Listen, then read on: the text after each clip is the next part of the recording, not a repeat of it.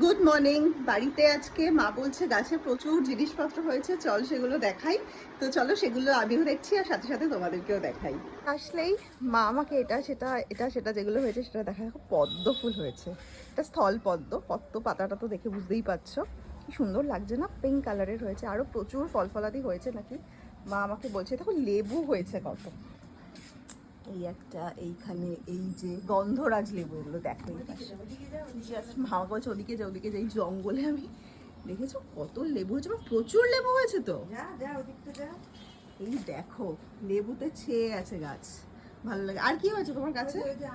কোথায় আম? ওই যে আম হয়েছে আম গাছে, ওই যে উপরে, জানি না দেখতে পাচ্ছ কিনা, দেখাই। এই দেখো আম হয়েছে, দেখেছো? কোথায়? এই তো ঝুলছে। আচ্ছা আচ্ছা, ওই দূরে ঝুলছে। এই তো আমি জুম করেই দেখাতে পাচ্ছি। আর কি হয়েছে? আর বললে না? না না, ইয়ে বললে না আরো কি হয়েছে? এই যে লঙ্কা গাছ, উচ্ছে গাছ।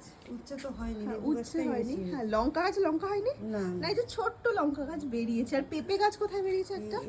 এই যে লঙ্কা গাছ, এটা এই যে এটাও লঙ্কা। ওটা কি গাছ তাহলে? ওইটা পেঁপে গাছ। এই যে সরি, এইটা হচ্ছে লঙ্কা গাছ। আগের বার লঙ্কা হয়েছিল দেখিয়েছিলাম। আর এই হচ্ছে ছোট্ট একটা পেঁপে গাছ। এই বীজটা আমি এনে দিয়েছিলাম একটা বাজার থেকে কেনা পেঁপেরই। আর এটা তো তুলসী গাছ।